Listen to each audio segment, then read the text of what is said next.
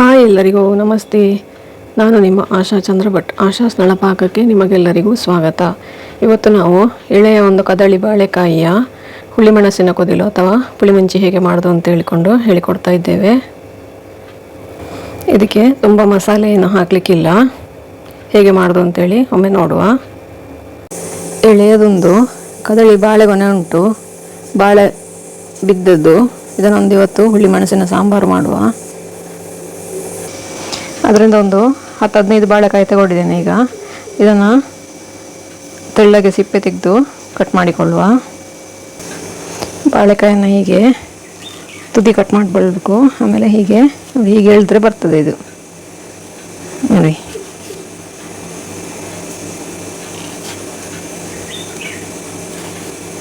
ನಾರಿನ ಥರ ಬರ್ತದೆ ಇದು. ಇದನ್ನು ಹೀಗೆ ಎಲ್ಲ ಬಾಳೆಕಾಯನ್ನು ಕೂಡ ಈ ಥರ ಸಿಪ್ಪೆ ತೆಗೆದುಕೊಂಡು ಹೆಚ್ಚಿಕೊಳ್ಳುವ.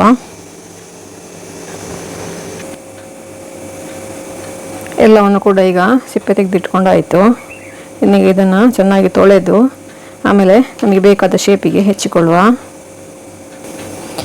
ಬಾಳೆಕಾಯನ್ನು ಫಸ್ಟಿಗೆ ಈ ಥರ ಅರ್ಧ ಹೋಳು ಮಾಡ್ಕೊಳ್ಳಿ. ಆಮೇಲೆ ಇನ್ನೂ 2 ಭಾಗ ಮಾಡ್ಕೊಳ್ಳಿ ನೋಡಿ. ಮತ್ತೆ ಹೀಗೆ ಒಂದು ಬಾಳೆಕಾಯಿ 8 ಹೋಳು ಮಾಡಿದರೆ ಸಾಕು. ಈ ಥರ ಎಲ್ಲವನ್ನು ಕೂಡ ಹೆಚ್ಚಿ ನೀರಲ್ಲಿ ಹಾಕ್ಕೊಳ್ಬೇಕು ಫಸ್ಟಿಗೆ. ಇದಕ್ಕೀಗ ಬೇಯಲಿಕ್ಕೆ ಹಾಕುವಾಗ ನಾನು 1 ದಂಡು ಕರಿಬೇವು ಹಾಕ್ತೇನೆ.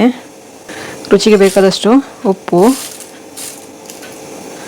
1 ಟೀ ಸ್ಪೂನಷ್ಟು ಎಣ್ಣೆ,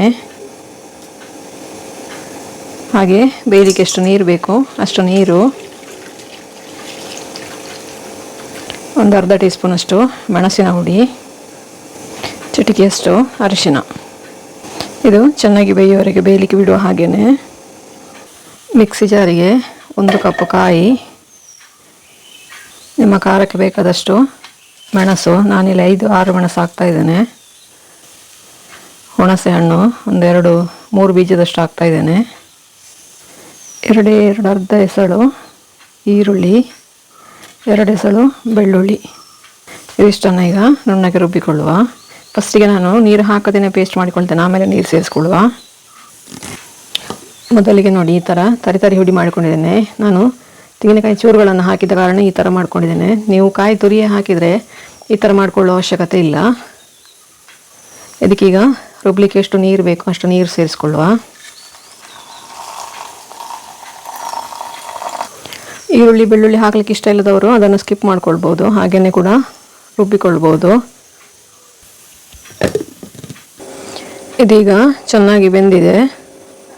ಇದಕ್ಕೀಗ ನುಣ್ಣಗೆ ರುಬ್ಬಿರುವಂಥ ತೆಂಗಿನಕಾಯಿ ಮಸಾಲೆಯನ್ನು ಸೇರಿಸ್ಕೊಳ್ಳುವ. ಅದಕ್ಕೆ ಬೇಕಾದಷ್ಟೇ ನೀರು. ಇದನ್ನೊಮ್ಮೆ ಚೆನ್ನಾಗಿ ಮಿಕ್ಸ್ ಮಾಡಿಕೊಂಡು 1 ಕುದಿ ಕುದಿಸಿಕೊಳ್ಳುವ.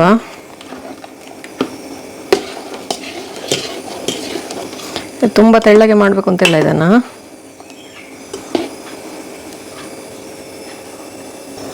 ಹೀಗೆ ಮುಗುಳಾಗಿ ಒಮ್ಮೆ ಕುದಿ ಬರುವಾಗ ಅದನ್ನೊಮ್ಮೆ ಮಗುಚಿ ಒಮ್ಮೆ, ಆಮೇಲೆ 1 ಕುದಿ ಬಂದರೆ ಸಾಕು.